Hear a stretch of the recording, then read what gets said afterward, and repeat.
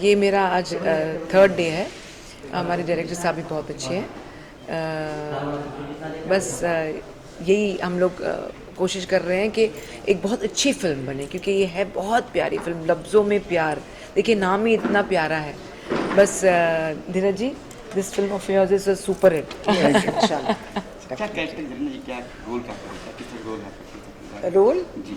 Obviously mother का role है, बहुत प्यारा और बहुत सेंसिटिव है, इमोशनल है, एंड बेटे के लिए बहुत परेशान है।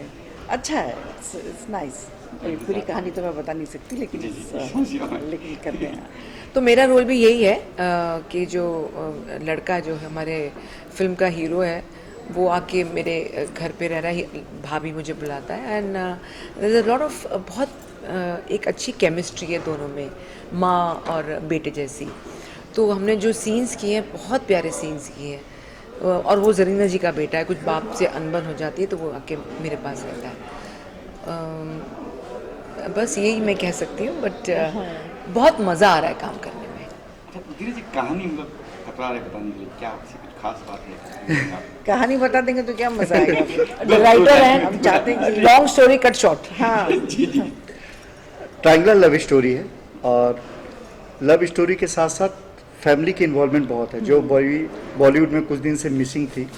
आप इसको कह सकते हैं कि पारिवारिक प्रेम कहानी। मैडम भी बहुत इम्पोर्टेंट रोल प्ले कर रही हैं, और जरीना जी तो जब मैं पहला सीन लिख रहा था तो मदर के रूप में मैं इनके साथ तीसरी पिक्चर कर रहा हूँ, तो फर्स्ट जो सीन है इनका ही दिमाग में आ रहा था। तो पारिवारिक प्रेम कहानी है, लेकिन हर कैरेक्टर का एक अपना इम्पोर्टेंट रोल है। साथ में मैंने यंगर जनरेशन का भी ध्यान रखा है कि उनको भी ये पसंद आए। तो कुल मिला के फुल मसाला एंटरटेनमेंट वाली फिल्म है। ये आज की कहानी, आज के दौर की कहानी, जो जनरेशन बिल्कुल आज के दौर की ही कहानी है। क्या मतलब आज के दौर तक रहे, आज के लड़के यंग जवान उस तक ये बताना चाहते हैं। यंग लड़के हैं, कई बार पढ़ाई लिखाई छोड़ करके कुछ एक अलग रास्ता चुनते हैं, और उसमें भी वो आगे जा सकते हैं। ये मैंने इस कहानी के साथ अलग रास्ता मतलब अच्छा रास्ता, अच्छा रास्ता भटकते उनका कितना इम्पोर्टेंट रोल होता है वो मैंने दिखाया। कि जैसे ये एक इम्पोर्टेंट कैरेक्टर करी है, वो लड़का आगे जाता है तो इनका क्या रोल है, मदर का क्या रोल है, फादर का क्या रोल है, उस सबका इम्पोर्टेंट रोल होता है किसी को आगे बढ़ाने में। अच्छा, इन दोनों के अलावा और कौन कलाकार है, कौन? इन दोनों के अलावा ललित परिमू हैं जी, हैं मीर सरवर जी हैं, मेन एक्टर विवेक मिश्रा है, कंचन राजपूत हैं, वानी डोगरा हैं। अच्छा, पहली बार मेरे साथ एक फिल्म में 4 हीरोइनें हैं। इसके अलावा मतलब ढेर सारे फीमेल कैरेक्टर्स हैं मेरी कहानी में। अच्छा, आज के सीन की बात करें, बताएंगे सीन क्या है आज का जो सीन है? आज का सीन मेरे हस्बैंड और मेरे बेटा और मेरी फ्रेंड हमारे बीच का सीन था। It was nice. सेट के बताएंगे, सेट का माहौल बताएंगे, सेट के बारे में। मैं तो अब ऐसे लगता है अपना ही घर है सेट में, और वैसे भी मीन जरीना भी जी भी जानते हैं, और वो भी यही करते हैं कि जैसे ही मेकअप होता है मैं आके सेट पे बैठती हूँ, इतने लोगों से इंटरेक्शन होता है। क्या होता है जब सेट पे आप रहते हैं ना, तो एक तो इन्वॉल्वमेंट भी एक अच्छी होती है विद द एक्टर्स, क्योंकि आपको मालूम है कि हमने जब उनके साथ काम करा है तो उनका इंटरेक्शन अच्छा होना चाहिए, लाइक लगे कि ये रियल कैरेक्टर प्ले कर रहे हैं। बाकी सेट का माहौल तो बहुत ही अच्छा है। धीरज जी ख्याल रखते हैं कि हमको कोई तकलीफ ना हो। थैंक यू धीरज जी। धीरज जी, ये शेड्यूल क्या है, कब तक ये फिल्म कंप्लीट होगी और प्लानिंग आगे का? कल हमारे यहाँ लास्ट शेड्यूल है बॉम्बे में, इसके बाद हम कश्मीर जा रहे हैं, भदरवा। हमारे बिना जा रहे हैं। जानबूझ के अवॉइड किया है। पहले हम सब वही करने वाले थे, लेकिन कुछ चलो वजहों भले से- शूटिंग मत करो, लेकिन हम आएंगे। हाँ हाँ, आइए आइए। हाँ, देखिए आपने अभी वहाँ खोल दिए कैमरे में। रोल मतलब काफ़ी अरसे के बाद आप फिल्मों से वर्क कर रहे हो, आप क्या चेंजेस पाए हो, क्या देख रहे हो उस दौर का? चेंजेस देखिए, मैं अभी 2-3 फिल्में मैंने अभी की है। चेंजेस यही है कि I think work wise, professional wise, तब भी प्रोफेशनल थे, but at the same time the way of film making has change. Like बहुत सारी चीज़ें इन्वॉल्व हो गई हैं, जो इक्विपमेंट्स बहुत अलग अलग आने लगे, जो हमारे ज़माने में नहीं हुआ करते थे, यू नो। और जब मैंने देखा ये सब, तो थोड़ा वक्त लगा उसको यू नो एक समझ में। इसलिए प्रोफेशनलिज्म तो पहले भी था, और अब ज़्यादा ही है, लाइक आई सेड, बिकॉज एक फिल्म बनाने में काफ़ी पैसे लग जाते हैं, तो पीपल नाउ अब वेरी वेरी कॉन्शियस कि देखिए हमने एक अच्छी फिल्म बनानी है क्योंकि इतना मनी लगा है, फाइनेंस लगा है, but at the same time I think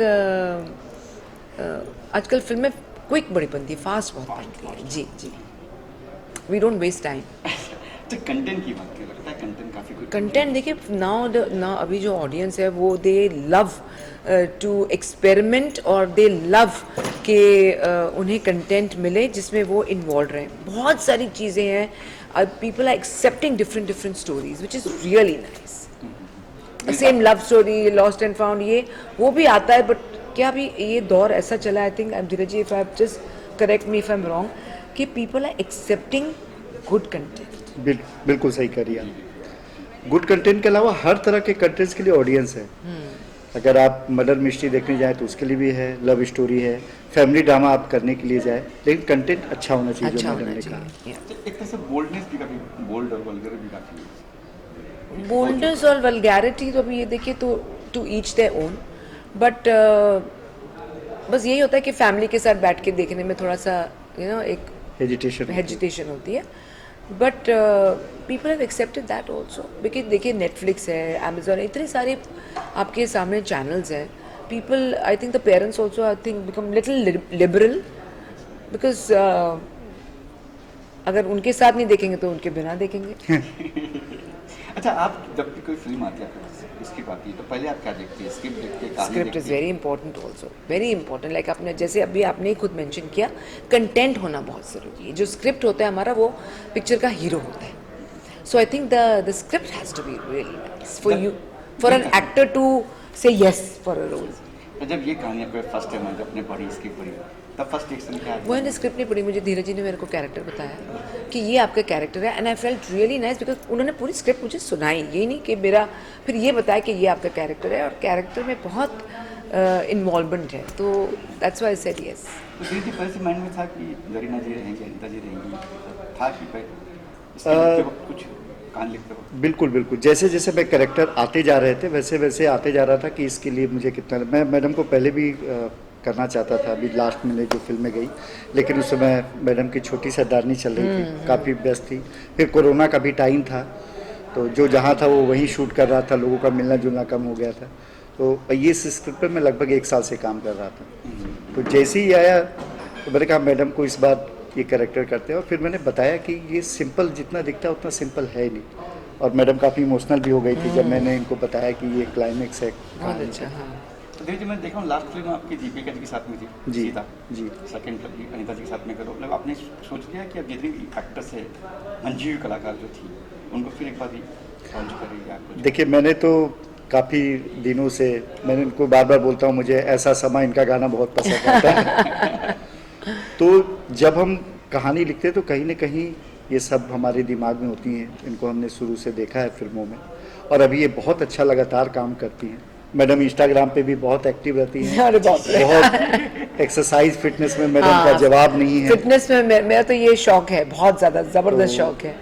ये हम लोगों के लिए एक रोल मॉडल है, तो ये अपने आप कहानी के अंदर ही आ जाता है कि इस कैरेक्टर के लिए इनको लेना चाहिए। नेक्स्ट में कोई और भी एक्टर्स वगैरह प्लान है कि बहुत? अभी तक तो इन लोगों के साथ ही काम कर रहा हूँ। अच्छा, कोई भी एक्टर होता है वो सब्जेक्ट के साथ मेरा डायरेक्टर का जरूर पूछता है, आप कितनी कंफर्टेबल है? बहुत कंफर्टेबल हूँ, इसलिए तो मैं बोल रही हूँ कि ये मेरी सेकंड फिल्म है इनके साथ, और इनका तरीका बहुत अच्छा है काम करने का। कोई टेंशन नहीं, कोई भागा दौड़ी नहीं, आराम से, ये नहीं कि चलो चलो चलो चलो चलो चलो। तो एक एक्टर सेट पे बहुत रिलैक्स रहता है, काम भी ज़्यादा होता है, रिलैक्स भी होता है, and you are comfortable doing, तो यू डोंट इवन माइंड कि चलो दिन में हम 10 सीन कर रहे हैं या 6 सीन कर रहे हैं, but at the same time बहुत कंफर्टेबल है। उल्टा मैडम हम लोगों को कंफर्टेबल लगती हैं, ठीक है, कभी वो बोलती नहीं कितने सीन करना है, ये करना है। और सबसे अच्छा कि नए जनरेशन को सीखना चाहिए, हमेशा मैडम जो कॉल टाइम होता है उससे पहले ही पहुंच जाती हैं, और जब तक अपना काम ख़त्म नहीं होता है बहुत कोऑपरेट करती है। Oh thank you Dheeraj ji. आखिर में क्या कुछ कहेंगे ma'am? I am just hoping and wishing, Dheeraj ji wish you all the best and wish us also best, and I want हमारी जो ऑडियंस है ये फिल्म देखे और इसे बार बार देखे, and I am sure that हम लोग एक बहुत अच्छी फिल्म बनाएंगे। Thank you. Thank you. Thank you. No, no. Moon है और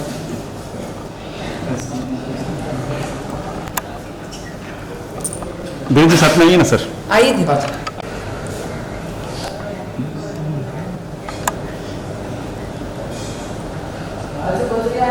धीरज जी मेरे को ये लुक बहुत अच्छा लगा। Thank you madam. Thank you sir, thank you ma'am. Thank you. देखिए शुरुआत करते हैं आपसे, प्रोड्यूसर की बात करें तो कौन प्रोड्यूसर है, बताइए प्रोड्यूसर के बारे में थोड़ा कुछ। फिल्म के प्रोड्यूसर अशोक शानी साहब हैं और वो बहुत ही अच्छे शायर हैं। फिल्म के सारे गाने उन्होंने ही लिखे हैं, बहुत ही खूबसूरत लिखा है उन्होंने। और हमने फिल्म में कई जगह शायरियाँ यूज की हैं, वो उनकी ही शायरियाँ हैं, वो साहिल के नाम से लिखते हैं। ओके। तो इससे पहले वो लिशन टामाया बना चुके हैं, सोलह भास्कर को लेकर उनकी पहली फिल्म थी सोलह भास्कर। मैं सर आपकी बात करें सर, किस तरह किरदार है फिल्म के, बताइए फिल्म थोड़ा फिल्म के बारे में, किरदार के बारे में। ये हमारी कहानी वहाँ की है, बेस्ड मधुरवा JNK का है और बड़ी प्यारी सी स्टोरी है। और मेरा किरदार है, जो उसमें कैरेक्टर्स हैं, लीड कैरेक्टर्स एक शिवानी के फादर का किरदार है। और ये बड़ा अच्छा मौका है मेरा, दूसरी बार धीरज जी के साथ काम करने का मौका मिल रहा है मुझे गालिब के बाद। और मैं ललित जी के साथ, जरीना जी के साथ, अनिता जी के साथ स्क्रीन शेयर करने का मौका मिल रहा है। और हमने पहले स्क्रीन शेयर किया हुआ है, इसके साथ तो पहली बार ही हो रहा है। तो इट्स ऑलवेज गुड जब भी अच्छी चीज़ बन रही हो और कहीं ना कहीं जहाँ से आप हो, जिस ज़मीन से आप हो, वहाँ की कहानी बयान की जाए तो अच्छा लगता है कि उसका हिस्सा बनने का। और कोशिश ये रहती है कि एज आई ऑलवेज से कि like to contribute towards your own culture, towards your own land. और हमारा थोड़ा बहुत ये कंट्रीब्यूशन है कहीं ना कहीं, अगर हम इसको वहाँ पे भी आगे जाके, कभी ज़रूरी नहीं कि उसको डब किया जाए, क्योंकि वहाँ की कहानी को और वहाँ के लोगों तक, जो देसी लोग हैं जिनको हिंदी उर्दू ज़्यादा समझ नहीं आती, वैसे तो मोस्टली आ ही जाती है सबको, तो कहीं ना कहीं हम ये कहेंगे कि हमारा ये थोड़ा सा योगदान, थोड़ा कंट्रीब्यूशन रहा टुवर्ड्स द सोसाइटी।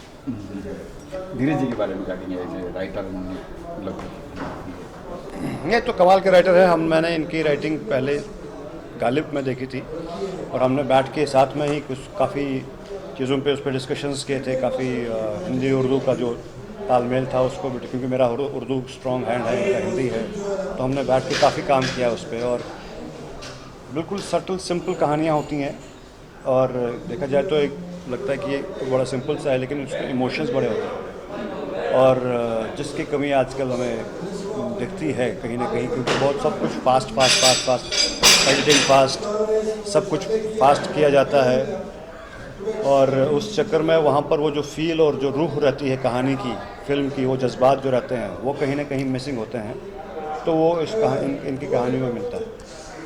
आपके कहने से लगा किधर आप अच्छा मैं हाय लुक इधर देना कहीं पे, क्योंकि लाइट हमारे सामने है।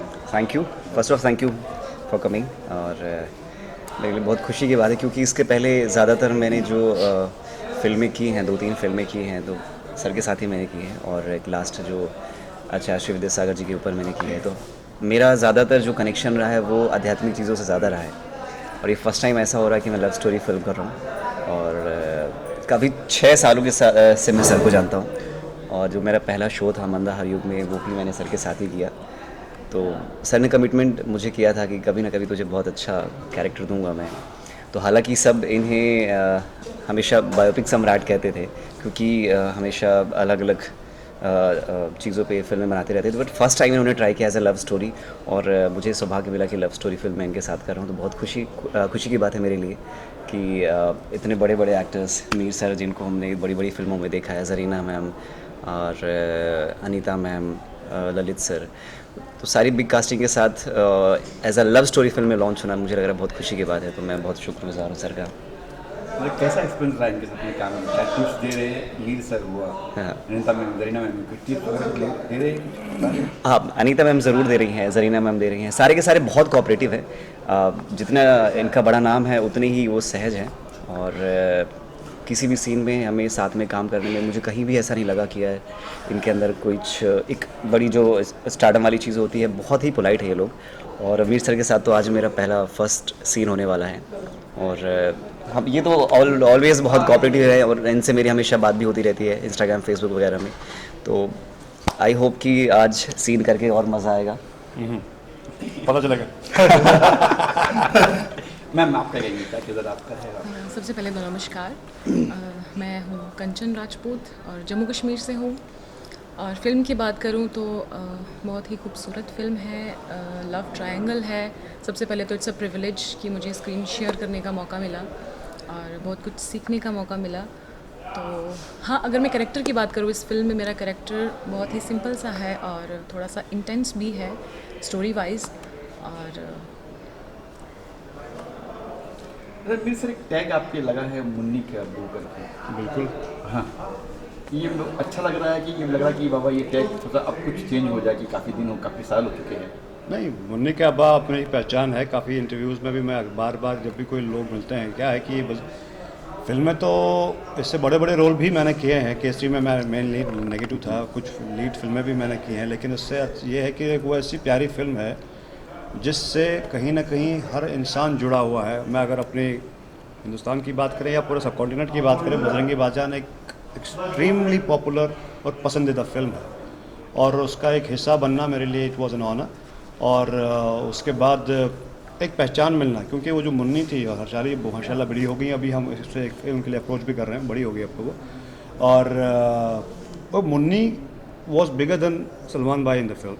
और मुन्नी के अब्बा का जो टैग लगा हुआ है, I am happy with that. तो इसमें कोई खराबी नहीं है। मुझे बड़ी खुशी होती है जब लोग सड़कों पे बम्बई जैसे शहर में कोई पहचानते हैं किसी किरदार के लिए, किसी कैरेक्टर की वजह से, तो एक बहुत खुशी मिलती है, बड़ा अच्छा लगता है। और हाँ, और तो बहुत आगे आना बाकी है, फिल्में आना बाकी है, काम करना बाकी है और अच्छी अच्छी पहचानें और बनाएंगे इंशाल्लाह। अच्छा, इनके प्रोड्यूसर जी इनके बारे में क्या कहेंगे? राइटर गाना भी लिखा है ना, उनके बारे में मैंने धीरज भाई के थ्रू ही सुना है। बहुत ही टैलेंटेड शायर हैं। उनका कलाम जो चुना भी पढ़ने का मुझे मौका मिला, बहुत ही अच्छा है। मैं खुद कभी कभी कश्मीरी और उर्दू में शायरी करता हूँ, तो मुझे बड़ा मज़ा आता है जब भी मैं कोई किसी का भी कलाम पढ़ता हूँ। क्यों ना क्यों क्या होता है कि हर किसी ना किसी का आप कलाम पढ़ेंगे तो उसमें उस इंसान का, उनकी पर्सनैलिटी समझ में आती है, उनका माइंडसेट समझ में आता है। तो बहुत अच्छा लिखते हैं और जब मौका मिलेगा मुलाकात करने का, तो इंशाल्लाह उनकी पर्सनैलिटी के बारे में भी कुछ बोलूँगा। अच्छा, एक आखिरी क्वेश्चन, कश्मीर में शूट करना कितना कंफर्टेबल फील करते हैं?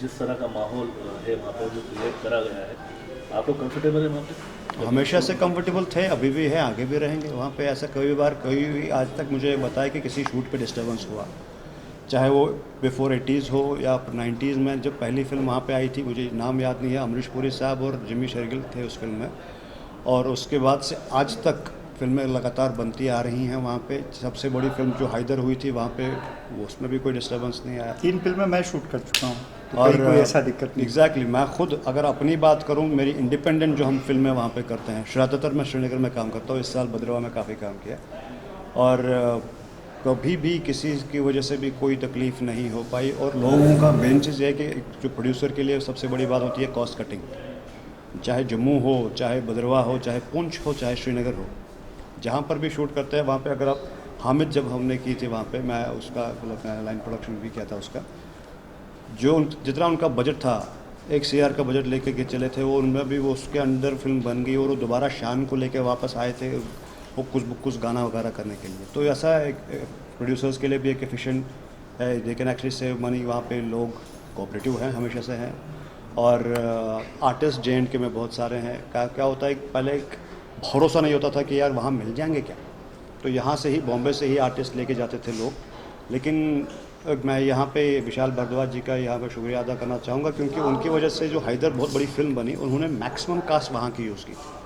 तो वहाँ पर तो लगा कि जैसे कि मुकेश चावड़ा साहब का भी उसमें बहुत बड़ा हाथ है, और उन्होंने बहुत सारी फिल्मों में फिर लोकल कास्ट वहाँ के लेना शुरू की है। और आजकल बहुत सारे लोग जो आजकल, सबके लिए ज़रूरी नहीं है कि like they should shift to Bombay. आजकल कास्टिंग डायरेक्टर्स का ये है कि like whichever city stories based upon, अगर वहाँ की कहानी है, अगर डोगरी की कहानी है तो वो जम्मू ढूंढेंगे, कश्मीरी कहानी है तो वो श्रीनगर में ढूंढेंगे, जैसे भी मणिपुर की है तो मणिपुर जाएंगे, तो वैसे वाली चीज़ें हैं। तो आज की तारीख में ये सब के ये अच्छा है, एक्टर्स के लिए अच्छा है, मेकर्स के लिए अच्छा है, ऑथेंटिसिटी ज़्यादा मिलती है। अगर कोई कश्मीरी बेस्ड फिल्म हो तो मुझे कश्मीरी बोलनी हो तो मैं ऑथेंटिक कश्मीरी बोलूँगा। ये ज़्यादा अच्छी गोगरी बोलेंगी, ये ज़्यादा हिंदी अच्छी बोलेंगी, तो बाकी मैं उर्दू भी थोड़ी सी बोल ही लेता हूँ। खैर, लेकिन हमेशा से यही रहा है कि वहाँ पे फिल्में बड़ी कंफर्टेबली बनती हैं, और ये जो सब्सिडी का भी अभी विंडो खुला है उससे और ज़्यादा फिल्म मेकर्स आ रहे हैं, और उम्मीद है कि अच्छी अच्छी फिल्में बनेंगी, अच्छी अच्छी कहानियाँ दुनिया के सामने आएंगी। विवेक, तुमको याद है कुछ शायरी सुना? लिखा है मैंने, मुझे एक्चुअली याद नहीं है। मैं तो अपना ही लिखा सुना सकता हूँ फिर। कहते हैं, फूल खरीदते तो हमने शहर को देखा, फूल खरीदते तो हमने शहर को देखा, अपनी अजब है आदत हम कांटे खरीद। क्या बात है। Thank you. Thank you, thank you.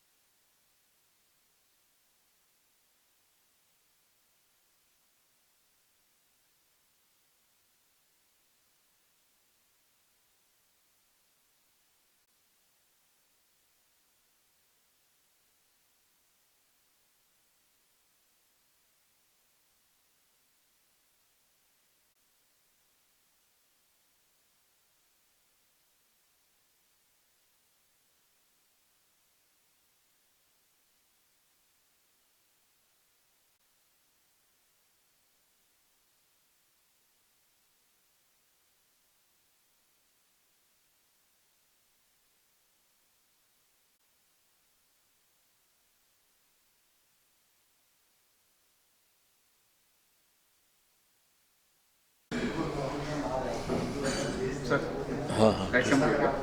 नहीं बस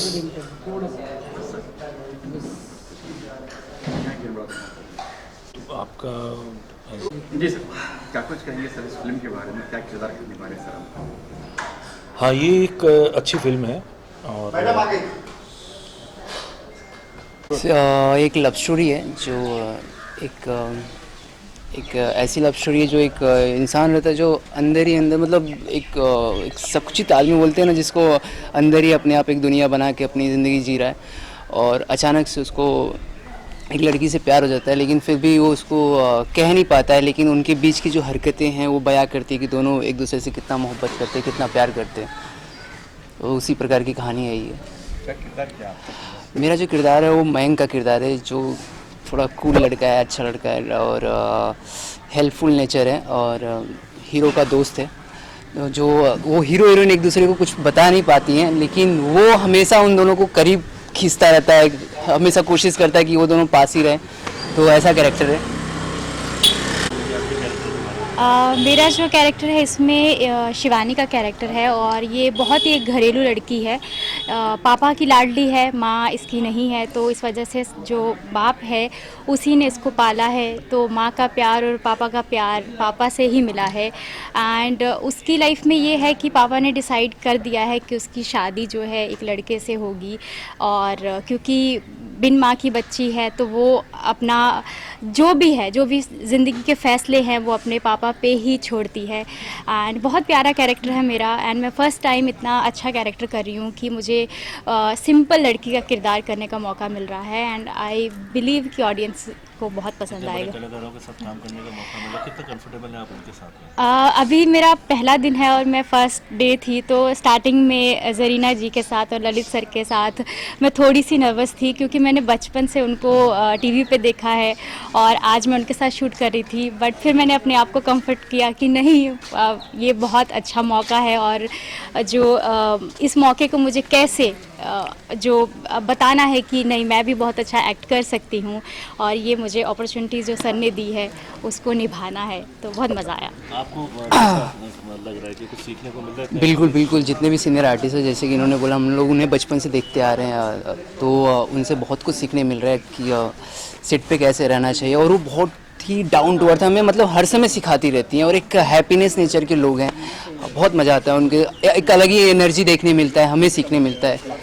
बहुत मज़ा आता है उनके साथ काम करके। आप क्या कहेंगे फिल्म के बारे में? सर मेरा तो आज फर्स्ट डे है और मैं तो फर्स्ट टाइम शूट कर रहा हूँ सर के साथ। इससे पहले भी सर ने बोला था बट मैं होम टाउन चला गया था, तो इस बार मेरा विक्रांत का कैरेक्टर है और आई होप कि इस बार मेरा फर्स्ट एक्सपीरियंस है। आई होप कि ये बेस्ट हो और थैंक यू धीरज सर के लिए कि जो उन्होंने मेरे को फर्स्ट अपॉर्चुनिटी दी इस चीज़ के लिए। Thank you so much.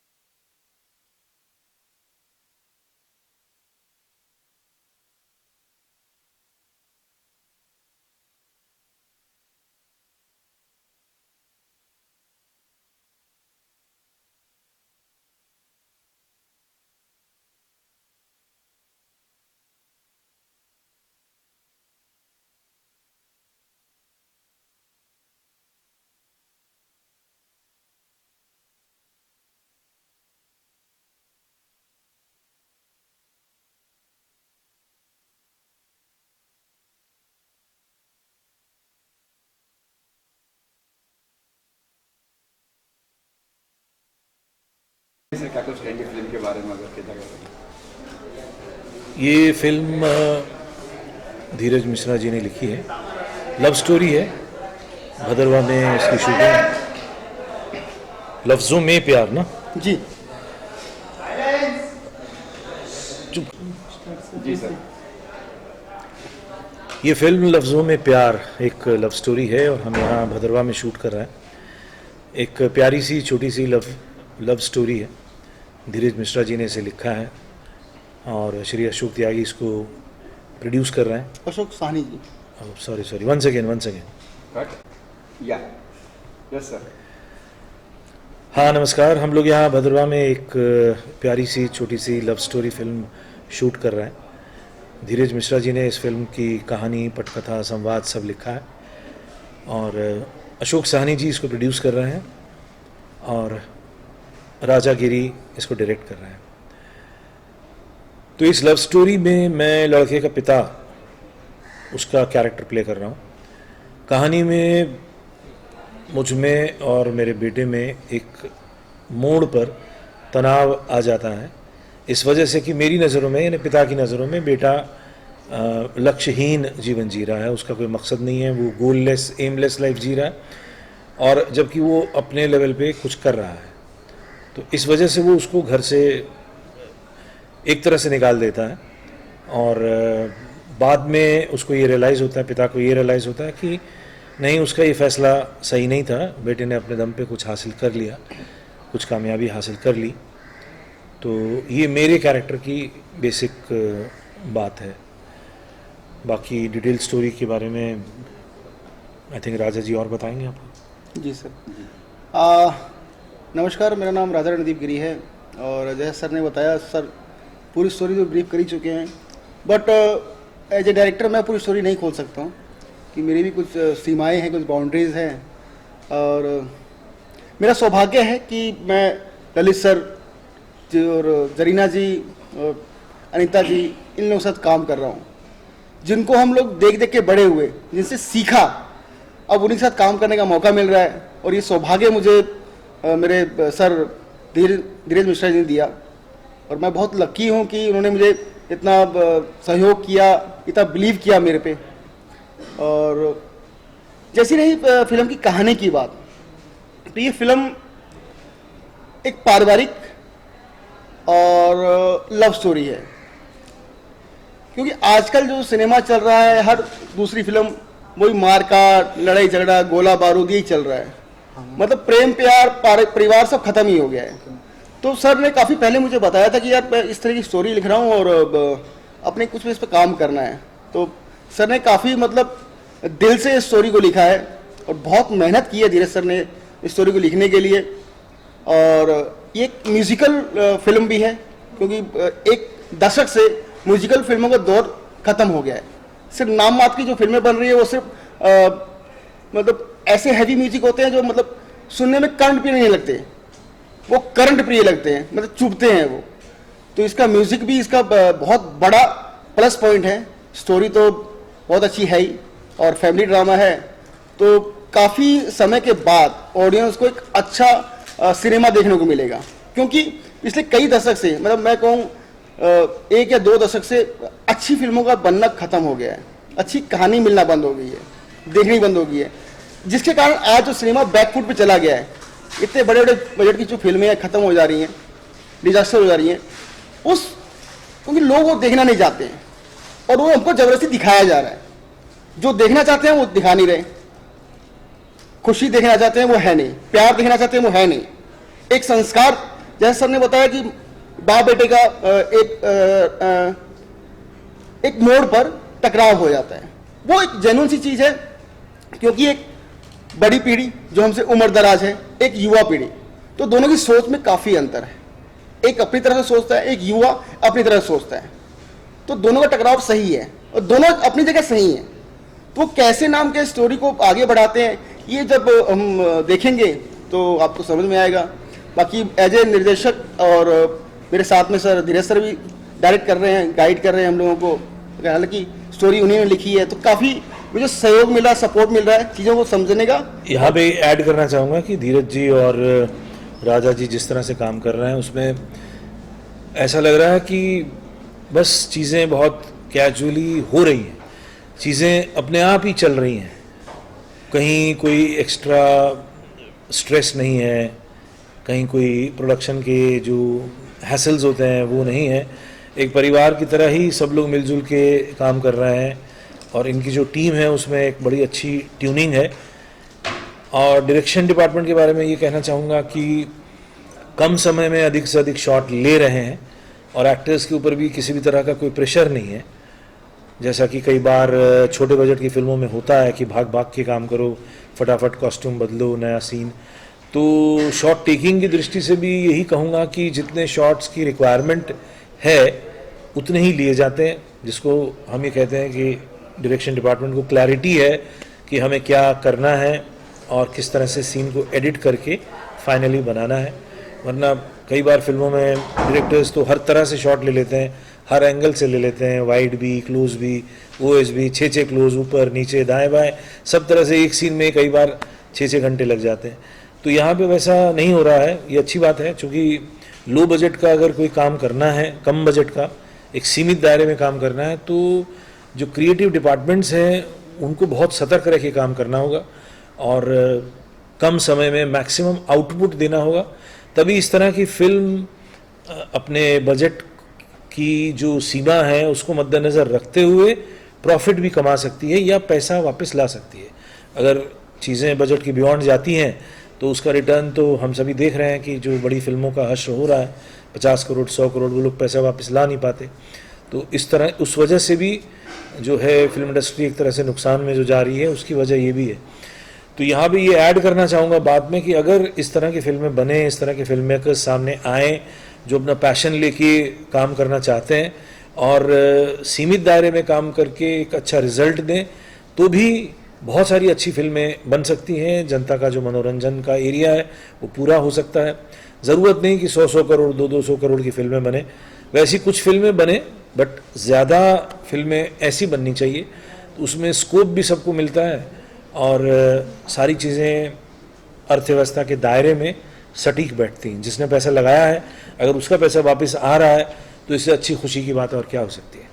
अरे क्या प्लान है, कब तक शूटिंग खत्म होने, कब तक क्या शूटिंग कहाँ होने वाली इसके अलावा? आज सर शूटिंग भद्रवा और भद्रवा के आसपास ही रहेगी। जय वैली है, जय वैली और कुछ लोकेशन ऐसी जो मेरे लिए नहीं है, पदरी है और कश्मीर में पूरी शूटिंग, कश्मीर में पूरी। हाँ, टोटल जो मूवी है ये मतलब start to finish Jammu Kashmir में ही है और काफ़ी अच्छा लगेगा मेरे को। कब तक खत्म कर दूँगा? इसी मंथ में मैं फिल्म खत्म कर दूंगा। ठीक है, जैसा आप लोगों के दुआ और आशीर्वाद रहेगा और कलाकारों का सहयोग रहेगा और मौसम साथ दिया तो इस महीने फिल्म खत्म हो जाएगी। और हमारी पूरी कोशिश है पूरी टीम की और इवन धीरज सर ने टारगेट दिया कि मेरे को एनी हाउ 14 फेब यानी वैलेंटाइन डे जो पूरी दुनिया में प्यार का दिन मनाया जाता है उस दिन रिलीज़ किया जाए, ताकि जितने भी यूथ हैं और जितना भी लोग अच्छा सिनेमा देखना चाहते हैं वो देखे जाके और हमारे काम को प्रोत्साहित करें, यही है। अविनाश, आप क्या कर रहे हैं इस फिल्म के? नमस्कार आप सभी को। पहले मैं एज EP कर रहा हूँ, पहले भी धीरज सर के साथ जुड़ा हुआ था, काम किया था। और लास्ट 23 सितंबर को हमारी फिल्म गालिब रिलीज़ हुई थी, तो आपको पता होगा वो भी भदरवा में शूट किया था। आपको मैंने बताया हुआ था कि मेरा सबसे खूबसूरत पसंदीदा लोकेशन हुआ है। तो वापस हम सारी पूरी टीम भदरवा में है और हम शूट कर रहे हैं नए, और इस बार हम प्रेम कहानी पे काम कर रहे हैं जो पहली बार सर ने कोशिश की है बनाने की। हमेशा सर का एक होता है कि एक सशक्त कहानी के साथ आना, ऐसी कहानी के साथ जिससे लोगों पे विश्वास, प्यार, हर चीज़ बने। तो सब चीज़ों को एक समय सारणी में लेकर चलने की काम उन्होंने मुझ पे डाला है कि सब चीज़ सही टाइम पे हो, सही चीज़ें हो, किसी को तकलीफ़ ना हो। तो मेरा काम अभी फ़िलहाल वही है। Thank you so much. Thank you so much. Thank you so much, बहुत बहुत धन्यवाद, थैंक यू।